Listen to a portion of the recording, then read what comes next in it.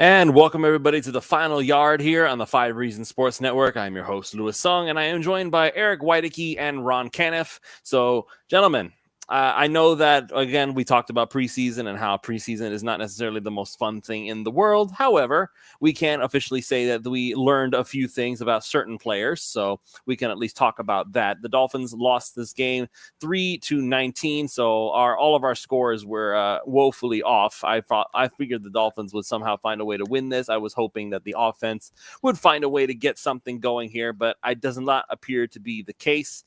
Combined, I believe Skylar Thompson and Mike White against Atlanta's backups combined for 178 yards passing, 3 interceptions, and a fumble. So that's not ideal, to say the least. Now they're backups too, though.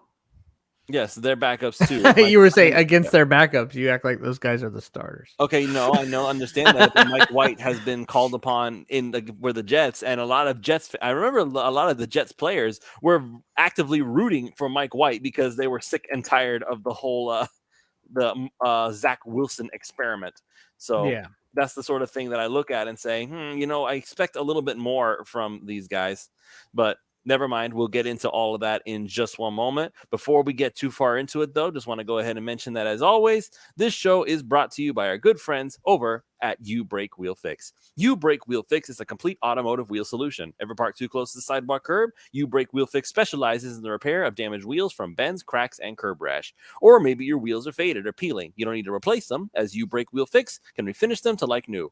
Offering complete refinish options through powder coating, machining, and polishing, U Brake Wheel Fix specializes in all kinds of wheel repair and all sorts of other things that you can do to make sure that you get your ride the best look possible. They give you car customizing options like new custom wheels and tires from your favorite brands, performance upgrades, window tinting, suspension modifications, you name it. All you have to do is reach out to Mark and his staff at 305-748-0112, or you can go online at ubrakewheelfix.com. You can find them on Instagram, you can find them on Twitter, you can find them on Facebook, and of course, you go to their website, you can get an estimate in just minutes. So don't delay, go to U Brake Wheel Fix and start customizing your ride to show off your Dolphins fandom today.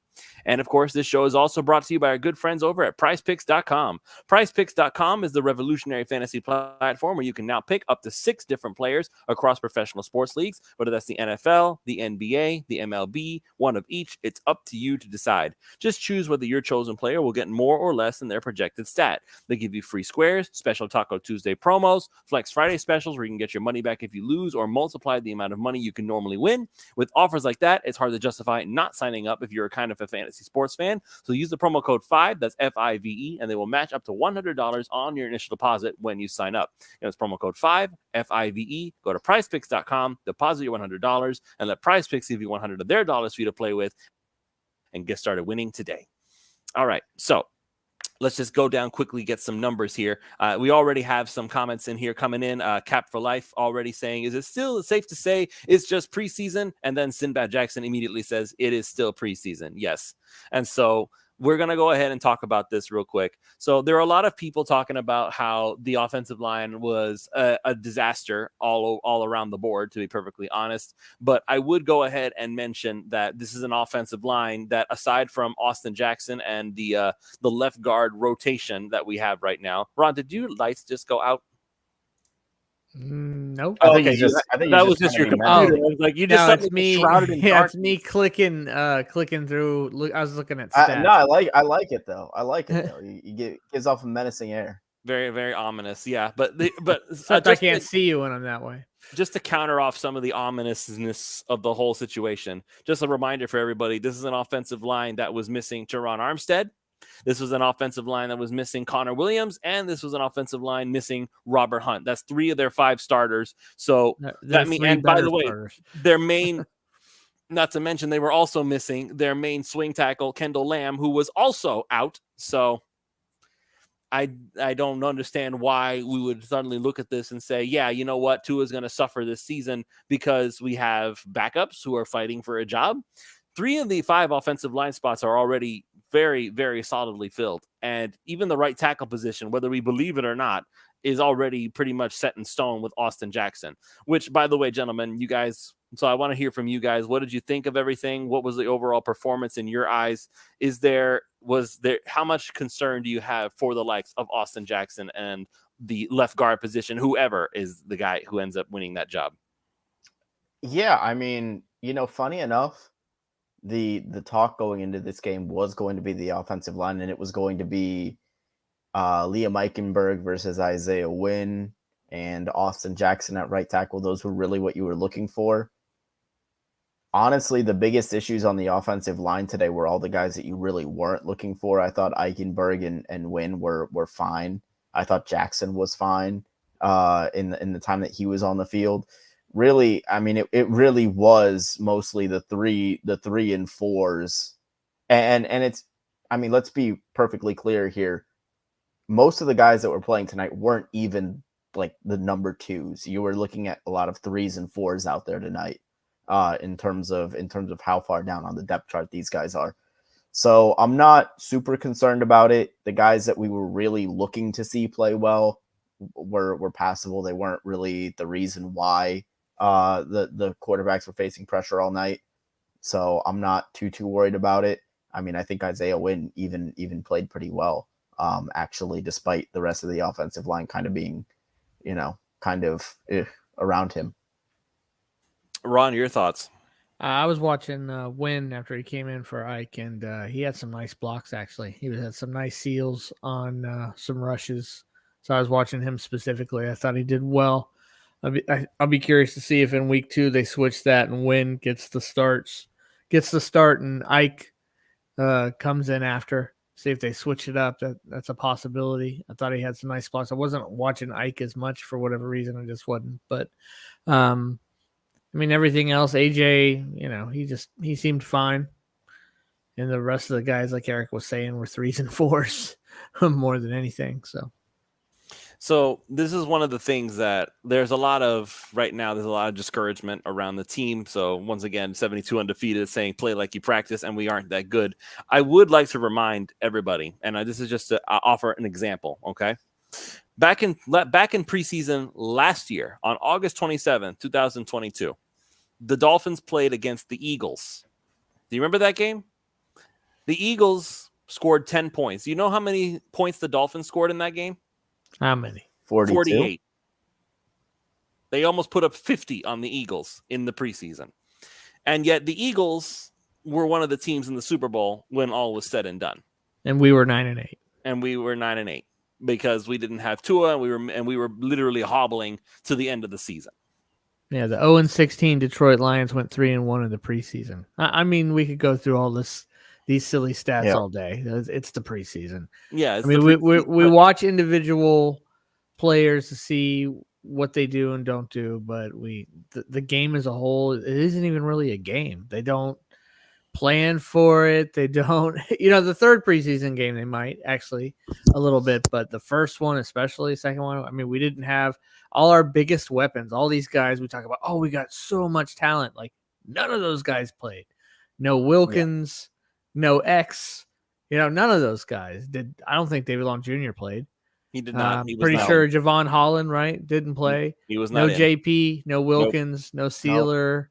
Nope. I mean, it's just, no Tua, no Waddle, no Tyreek. The list goes on there. So it's a little hard to sit there and say, we're not playing good, we stink. I mean, come on. It's preseason. Yeah, I mean, some of the backup players, some of the depth might not be up to par with what we're hoping for. And yeah, it's not very cohesive unit when you're literally just throwing guys in there and seeing, well, what's going to happen with this guy? Let's see how they match up against so-and-so. Sinbad Jackson pointing out Cam Smith may be injured.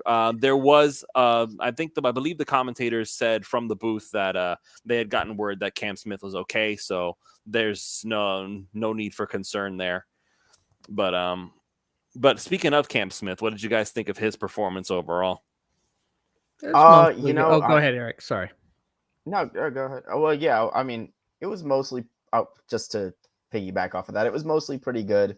It was kind of hard to evaluate the DBs tonight because there really wasn't a lot of pass rush coming in from the front seven on defense. So you had a lot of times where quite frankly, guys were being asked to cover for just way too long.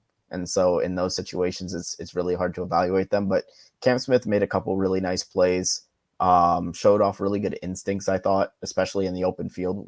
Made a nice tackle on a pass out to the running back. But he was pretty good tonight. And Ron? Yeah, I mean, exactly what Eric said. Honestly, I don't have much more to add. I thought he was pretty good.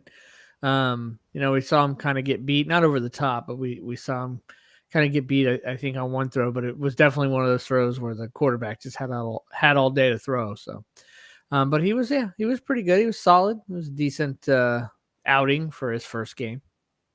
Speaking of players who are in the secondary, Eric, I know you said it was difficult to evaluate, but how about our other cornerback who presumably there was hopes and dreams about? Yes, our good friend Noah Igbenogany, who we have slanderized the entire time we've been doing this show.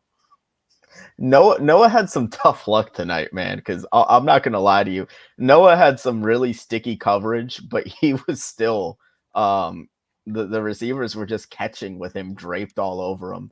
So I'm not going to get mad at those reps for Noah because he was right there on a lot of those plays.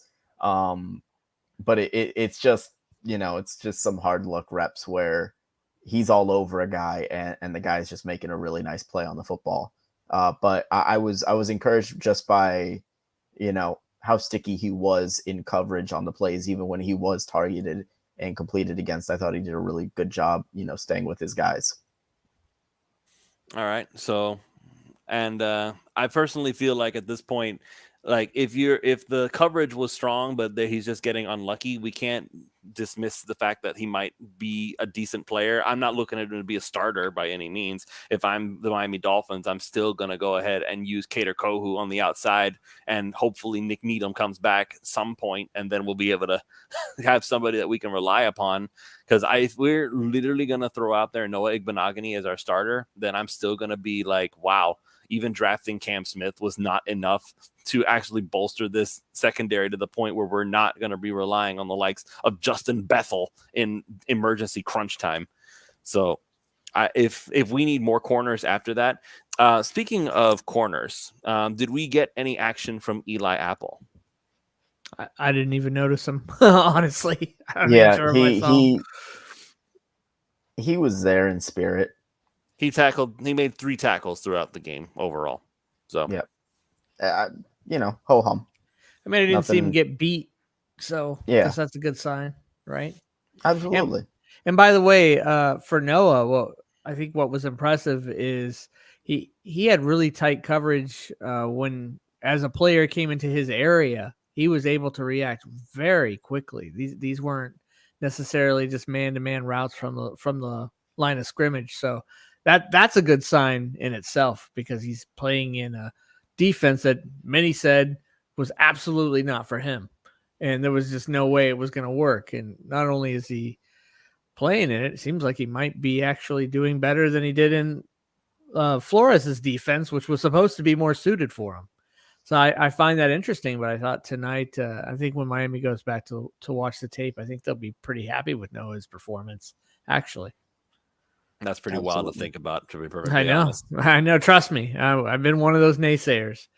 That's for sure. I've been one of the biggest naysayers on this whole network, man. I like this. Just the very thought of Noah Igbenogany making this roster again just made me sick to my stomach to think about. I mean, let's be honest, though. Anybody that's watched this team over the last 2 years has been a naysayer of Noah Igbenogany. Yeah, there's no getting around that. Like he's been bad, but if he's turned the corner and he's improved, that's all you can ask for out of a guy.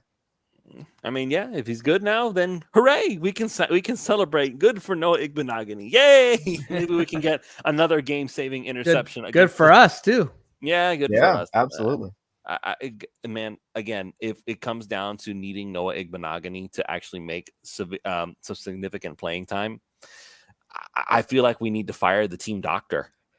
Like, what's going on here? I got you. Yeah, I don't know, man. It looks like they may even be starting him over there. Opposite of X. It's possible. I mean, my worst nightmare come true. We're starting tonight, but then neither Kohu nor X were playing, so we're really not sure yet.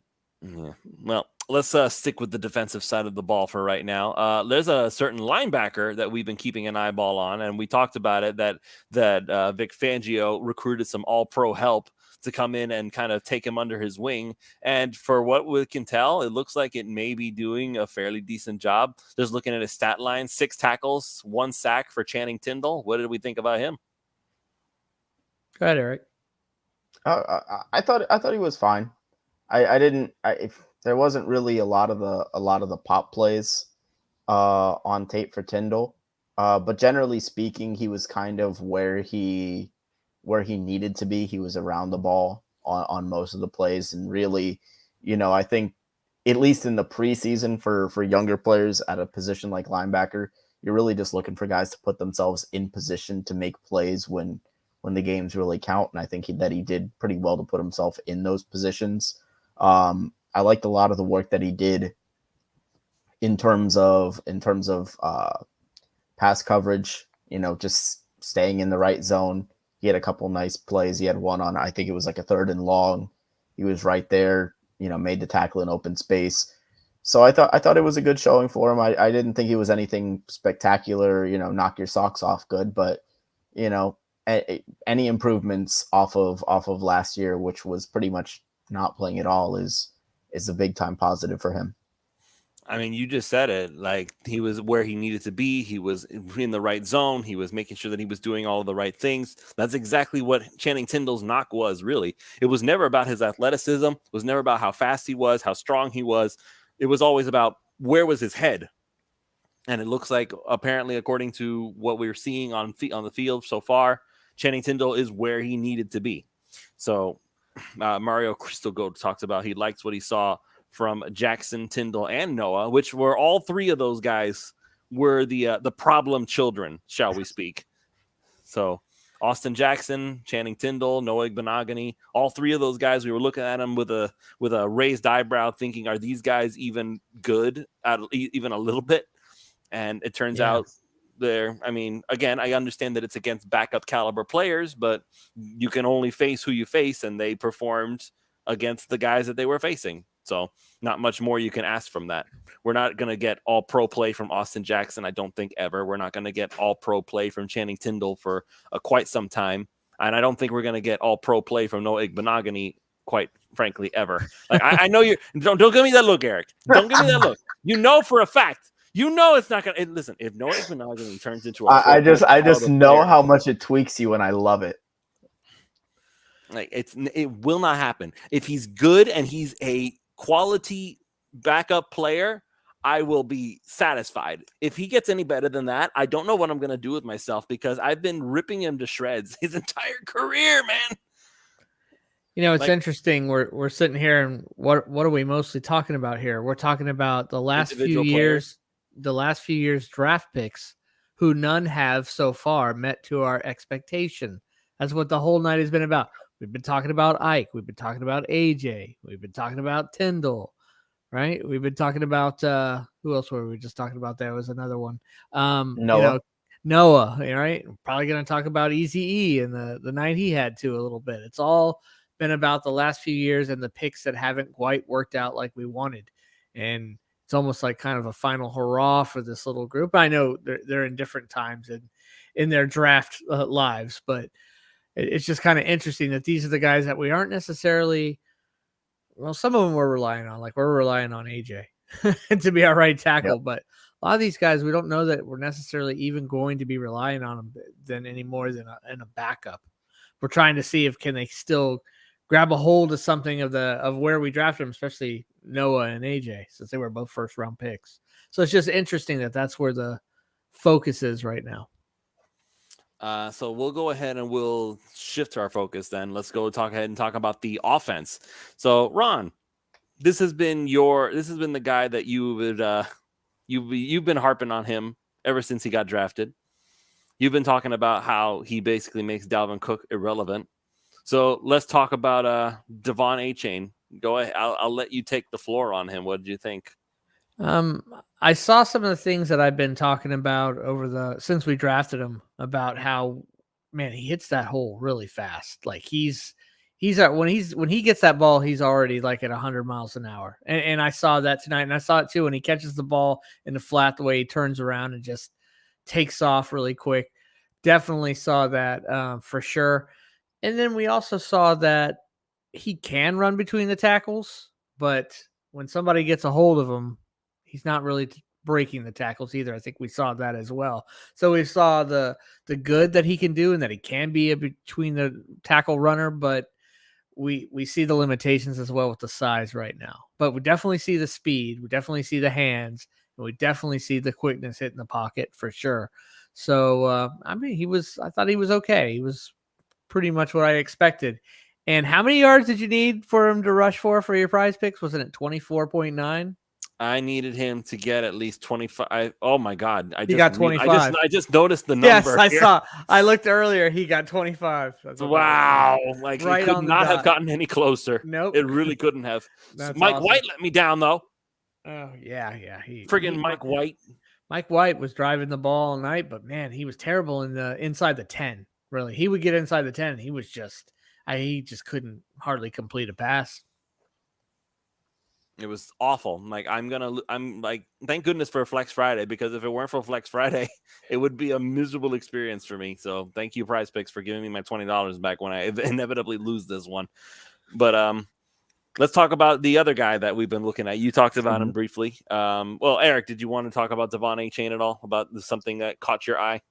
No, I mean, nothing that Ron didn't really hit. I mean, the acceleration was special, but we knew that. I guess the only thing that I'll say about some of the runs up the middle is that, hopefully with the regulars on the offensive line up the middle, because he was hit kind of at the line of scrimmage a few times tonight before really getting a chance to even hit a hole.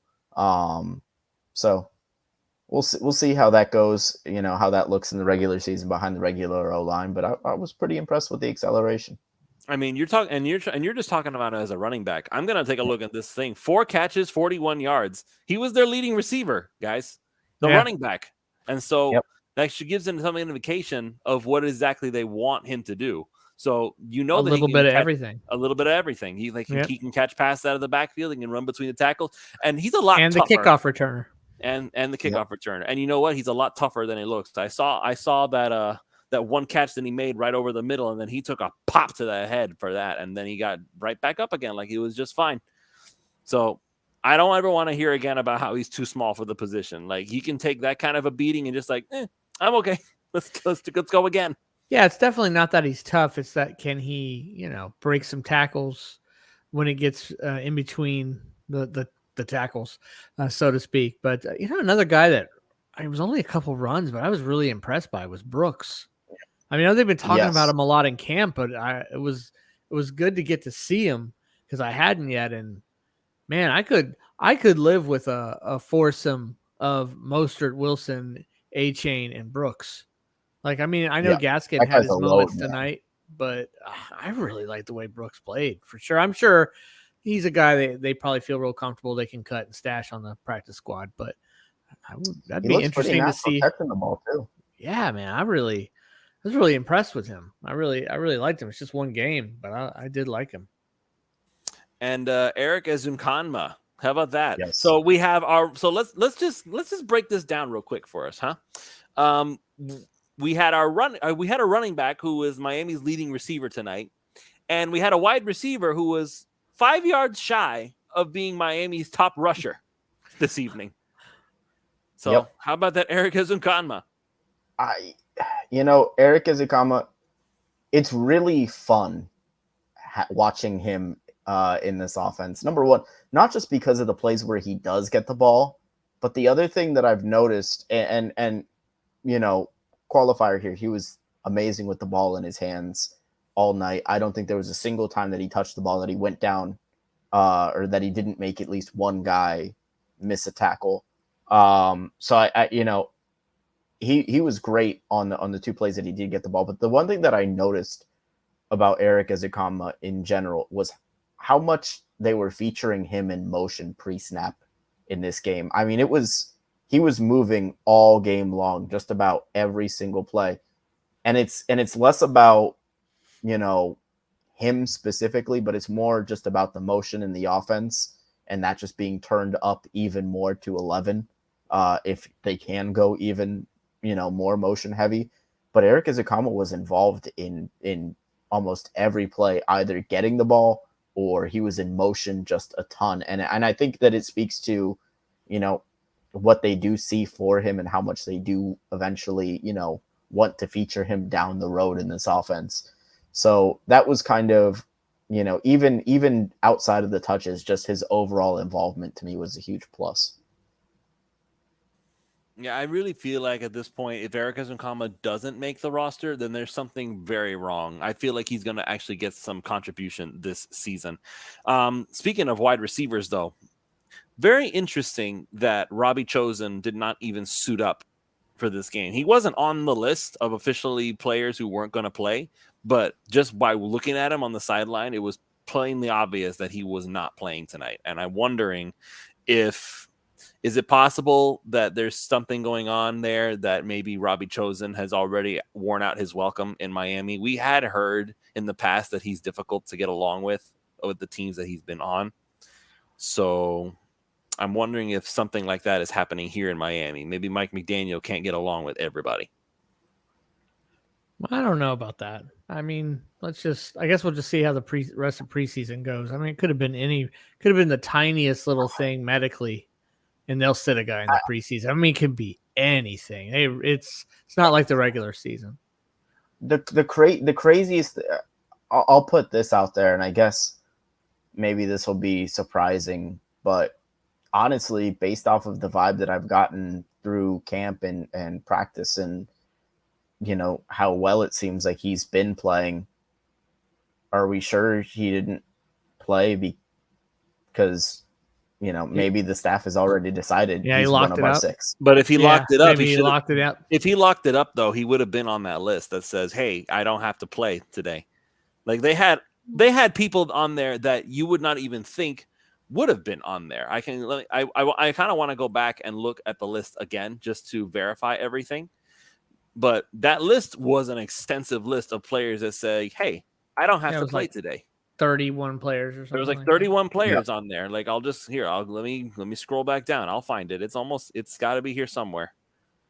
So here, let me just look going down the list here. Tyreek, Jalen Waddle, those are the only, and Braylon Sanders. But Braylon Sanders we know for sure is hurt.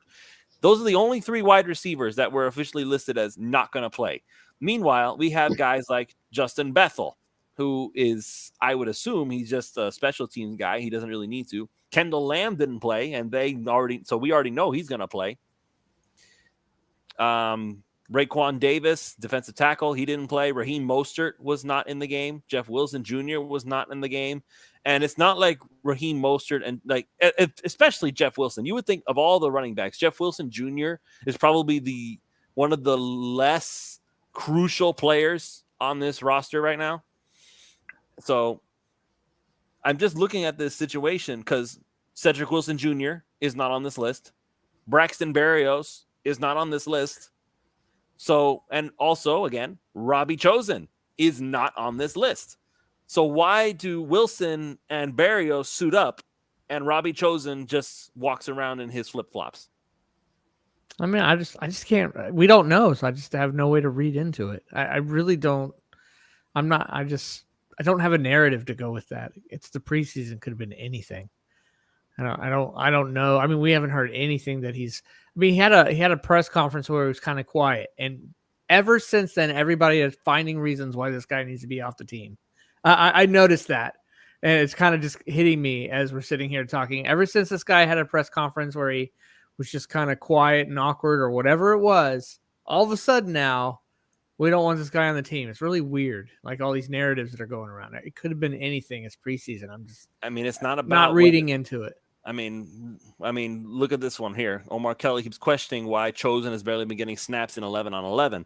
So if he's not hurt and he's not getting snaps at practice, but he's been getting snaps because we've been seeing him be reported a lot. It's been very positive until the moment he had that press conference. Now all of a sudden, all this other crap comes out. It just, I wouldn't read anything into it. That's just My opinion on it. I mean, Eric, you haven't really said much. I don't know what you think about that. No, I mean it's the same thing that I said, going back to when I was speaking on him originally.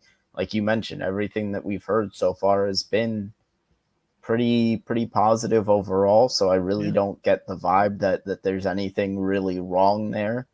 It might just I mean, it could be any number of things.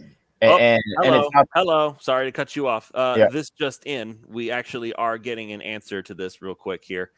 So let me pull it up here. About Robbie quick. Chosen?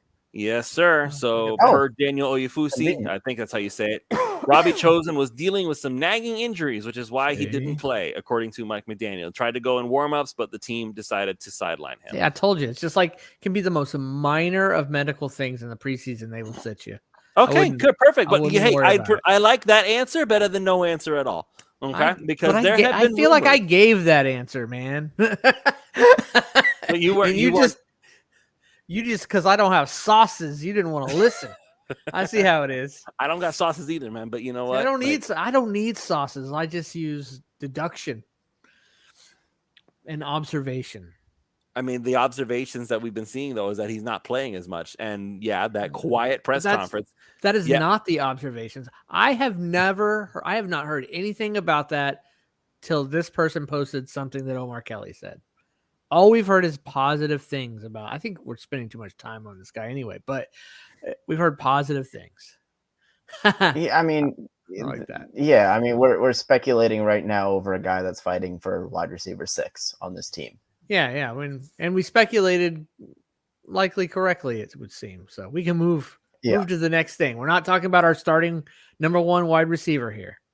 No, he's not going to play. I think he's going to be in bubble wrap. The guy may be destined for New England like all of our other crappy players, but we'll see when the end of the preseason comes. Well, hold on though, Ron, because you said in the pregame that you think they might keep 7. Yeah, so I do. If Robbie Chosen doesn't make, I do think there's a good chance they keep 7. Yeah, and I think Chosen will be part of it. Okay, I was gonna say is like, man, if Robbie Chosen can't make it out of a group of 7, then who the heck else is gonna be in there? I think he will. Especially if we keep 7, I think he makes it. I think Craycraft makes it too. I think Chosen would make it if 6, even when we keep 6. I think Chosen's going to be on the team personally. So who would be numbers 5 and 6 then between them? I mean, let's go through them all. Let's so Hill, Waddle, Berrios, Easy, Chosen, Craycraft, Wilson. So Cedric Wilson's the odd man out in your book? No, he wouldn't be the odd man out. Probably Craycraft would be. Yeah, if the team has to choose, they're choosing Wilson. Just the dead money from cutting Wilson is exactly the financials alone mean they're going to keep Wilson. I mean, if they can trade him, that they get around it, but I don't think anybody's looking to trade for him. No, I don't think so. I think they've already tried that. Yeah, I do. I think they tried and failed likely. Yeah. Either couldn't get the deal they wanted or couldn't get a deal at all. There's no tape. There's no Dolphins tape. All they have is like, hey, remember this guy when he was with the Cowboys? Like, what has he done lately? Yeah, but it's not a good sign that you can't seem to get on the field in a team that is doing nothing but throwing it all over the place to wide receivers. Well, we had already discussed that, though, and I still feel very strongly that Mike McDaniel just kind of wanted to go with the hot hand, and Trent Sherfield had already established himself as a strong player in that offense. But it wasn't just Sherfield. It was Craycraft, too. He was getting on the field. But Craycraft was available. And getting a lot more play than Wilson. Yeah, sometimes, yes, but Wilson was available a lot of the season. He just couldn't get on the field. It was kind of like Noah last year. We were down to street cornerbacks, and the dude still couldn't get on the field. I mean, that's just not a good sign. But I don't think it was a good sign that you were in such a prolific offense that's throwing the ball all around to the wide receivers like no team in the league, and you still can't really get on the field. And I think that's why they couldn't find a trade partner, assuming they were looking for one. All right, but hold on, though. Like, when we say wide receivers, keep in mind who the wide receivers were. Like 90% of the catches and targets were going to Tyreek and Jalen. So that just left like maybe 3 targets for Trent Sherfield, and they always seem to work. And then maybe 2 targets for Craycraft, and then it was 10 each for Waddle and Hill. So but it just couldn't, couldn't wiggle his way in there anyway. So, well, we'll see. Yeah. Let's see what happens with Wilson. I think he's going to be on the team this year just because of the financials alone, but hopefully he'll be more of a participant in 23. We shall see. Let's do something else here. What did we think of the tight end situation? I think it was a mixed bag. I think, when Higgins was actually being targeted and being used as a receiver, I think he was pretty good. Yeah. He had the pre-snap penalty and he had a phantom holding call, which I would not hold against him one bit because he was absolutely not holding on that play. So I thought Higgins looked pretty good. One of the best plays of the night was that Skylar Thompson scramble out to Higgins on the sideline to his left, hitting Higgins on the sideline. That was a good job by him in the scramble drill coming back to the ball. Showed off a little bit of his run after the catch chops. I think he looked fine. Clearly still adjusting to the position change with the pre-snap penalty, but I'm not too concerned about that. I think it was overall relatively positive, just speaking on Higgins. And then the rest of the guys are, the tight end position is kind of just, milk toast on this Saubert team. caught a pass. He caught a pass on the sideline for a first down. Yeah, he caught it. Because we've heard bad things in practice. Yeah, did we see Higgins also lined up a few times? Maybe it was just once or twice as fullback too. Anybody catch that? Yep. So I guess he's going to be the backup fullback for Alec Ingold then? I would maybe they're going to, like he was talking about with EZE, like Eric was talking about.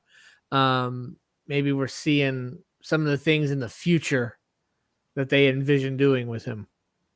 So, see, lining him up in different places as fullback, as tight end, as wide receiver. All right. So. And I want to talk about Brandon Peely. A lot of people I saw on Twitter were basically saying he's already made the roster as of this game. Did y'all have that same reaction to his performance today? Yeah, I didn't see anything that tells me, he's lock him into 53. Doesn't need to play anymore. I didn't see that. He made one really good play in the backfield, but I mean, aside from that, really, outside of like the edge rushers and the few sacks that they kind of got beat up front in the run game for a lot of the first half. So I don't know if there was anybody on the interior defensive line that I was really like all that impressed with overall. Yeah, certainly not Jalen Twyman after that crashing into the quarterback right at the end of the game. Yeah, I know, it's too bad too because he had a sack earlier. He was trying to get that in there, but yeah. I don't know. As I looked at the replay, I almost felt like he couldn't stop. Like, did you get that impression, or am I just kind of seeing things where it looked like he had not enough friction to actually stop before he crashed into the quarterback? It's not easy, I imagine. Trying to, it's tough. That's like a 300 plus. That's 300 plus pounds of momentum. It's not, but that's just one of those things that a guy that, the starting defensive tackle gets away with something like that every once in a while. If you're fifth or sixth string and you're fighting for a roster spot, that's just something that you don't get away with, unfortunately. Yep. All right. Well, finally, we'll probably try to wrap it up around 45 minutes, but that sounds good. We have to talk about this though. Okay. Our quarterbacks. I mean, you could, if I may say so, White was bad in the red zone. That I've been one of my hot button topics is how White's going to do, because I believe that he will play significant snaps and maybe even play some games, right? I thought he was great from the 20 to the 20. I mean, he was great. He was really solid, but man, in the end zone, he was just, every bad throw he could make, he was making. Just missed throws, wrong decisions, overthrows. I think it was Croft. It was just like he was just terrible in the end zone.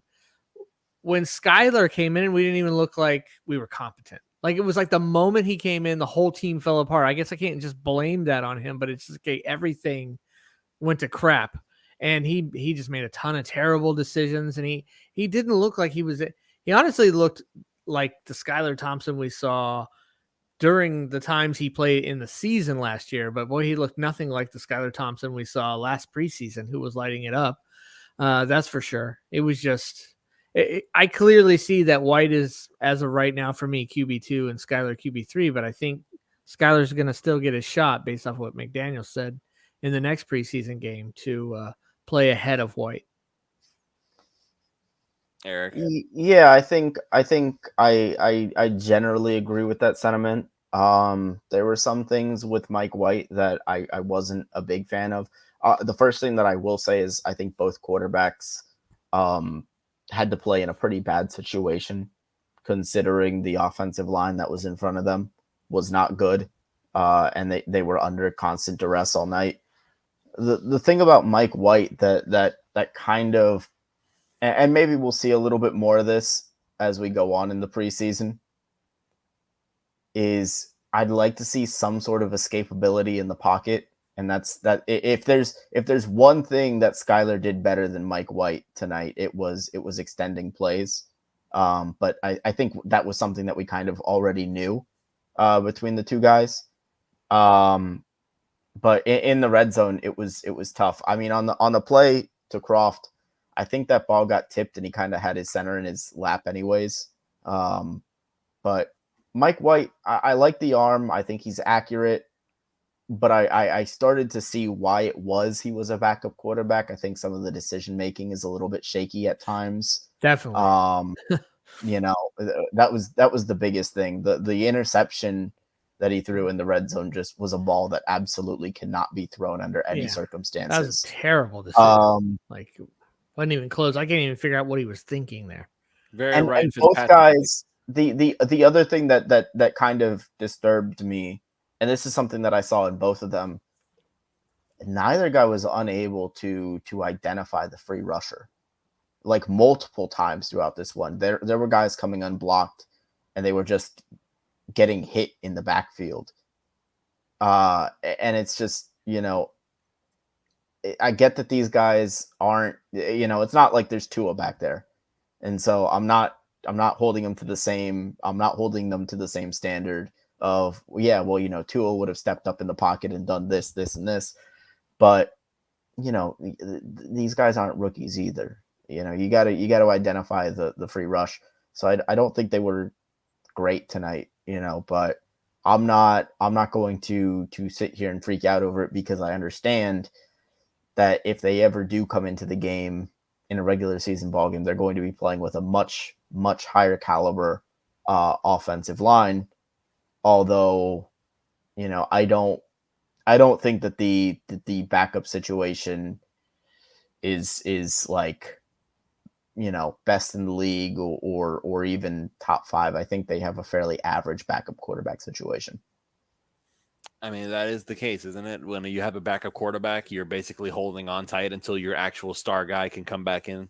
But very few teams have 2 quarterbacks that are readily available at any given moment. So the Detroit Lions are trying to take our cast off Teddy Bridgewater.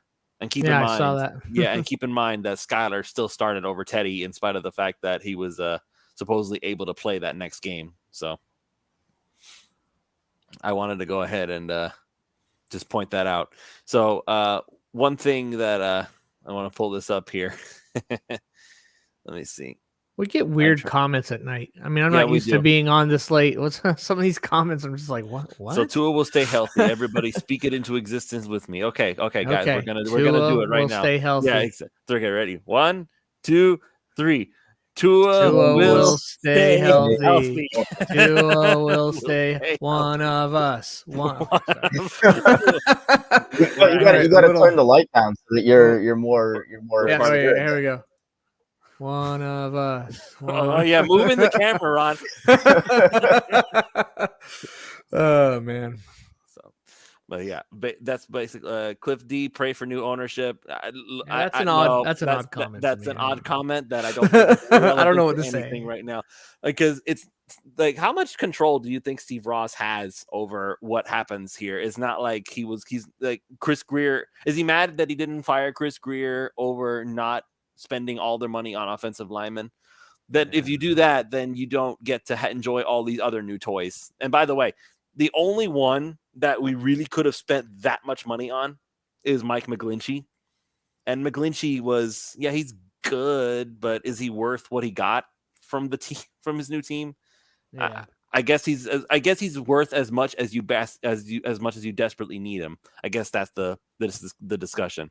Although I will say there is a certain free agent out there that could potentially fix either right tackle or left guard almost instantly. Which and is if you Dalton Risner. Yeah. Oh, okay. But I can't help but wonder if he was one of the players that severely despises Butch Barry from the Denver Broncos. I don't know. And maybe that's why he's still out there. Like, how much money does he want? I can't help but wonder. I don't know. I think just if you just base it off tonight's performance, there's very limited preseason games too. If the Dolphins are evaluating right tackle, if they had Jackson out there as kind of like, hey, this is an audition. Do we need to go try and find a dude? I don't think tonight gave them any inkling that, oh my God, we got to go find a dude. I'm not going to say Austin Jackson was perfect, but with only 2 games left, I don't know. I just have a feeling we're going to end up with Austin Jackson. And I thought, like I really think Wynn's going to end up that left guard. I feel real convinced of that now. Just watching the snaps that he got. I'm like, yeah, he looks like what a left guard should look like, at least like a mid left guard and not somebody bottom of the league. He definitely can handle that position. Then I think really the question is Austin Jackson. And I'm not as worried about our offensive line as everyone else is. I know people are really freaking out about it. I'm just not super concerned about it. I really think it's going to be fine. I think we're going to be a little bit surprised actually this season. I think the most important thing is that you're going to have increased cohesion, going into this year with Armstead, Williams, and Hunt. You know that those guys are kind of the building block of the offensive line. Williams is in year 2 here. I know it's a new offensive line coach, but I'm not too worried about that. These guys, for the most part, this is going to be their second year. If nothing else, together on the same offensive line. If nothing else, Teron Armstead is the coach for the offensive line. Yeah.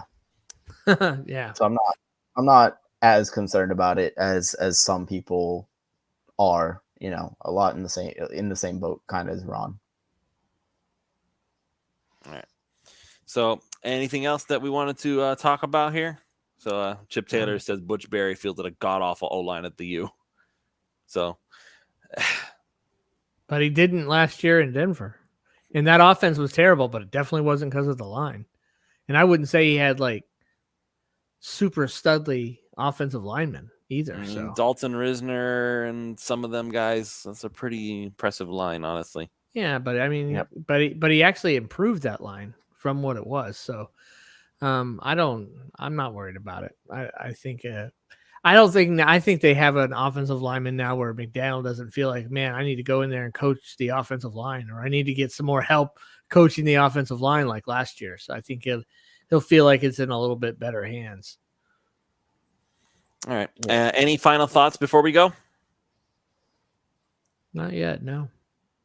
Not I yet. have some thoughts on the offense in general and some of the things we're doing in practice and on offense, but I haven't seen it materialize enough in this game to really comment on it yet. So I'll hold off until maybe so we're going to rewatch game it. show week 2 or something.